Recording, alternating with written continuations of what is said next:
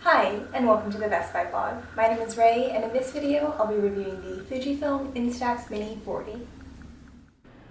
I love Fujifilm's Instax instant cameras, but I don't always want to carry around their bubbly, pastel-colored retro designs. Instead, Fujifilm provides the same Instax Mini quality you're used to in their vintage-look Mini 40 line, but each one features a classic twist to its camera body.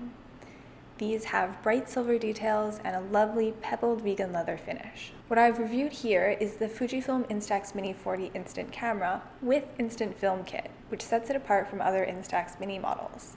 This one comes with 10 sheets of film, so as soon as you pull it out of the box, you're ready to go.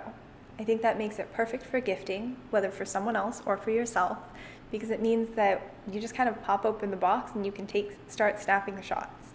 There's no extra charging or anything like that. In the box of the camera, you'll find the camera body itself, a wrist or hand strap, and 2 AA batteries. Then you've got your 10-sheet pack of film. These ones are actually in black, which is not super common in the Instax line, but I love it.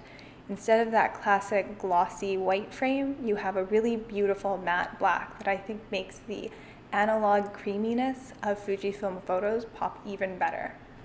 The Fujifilm Instax Mini 40 was announced in April 2021, and when it launched, I was really excited. It's essentially just a Mini 11 with unique styling that suits my tastes a little better, so this camera was all I've ever dreamed of. It has simple controls, updated automatic adjustments, and a unique selfie mode with built-in mirror.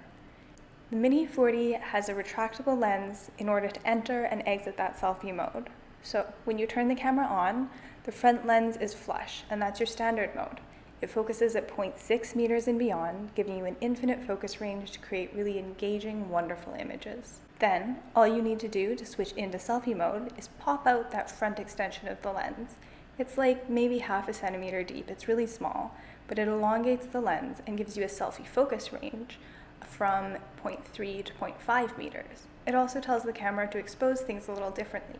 So if you're used to taking selfies with your friends that are maybe a little shaky or too blown out in the center, this selfie mode is going to help correct that by so much, especially in darker rooms.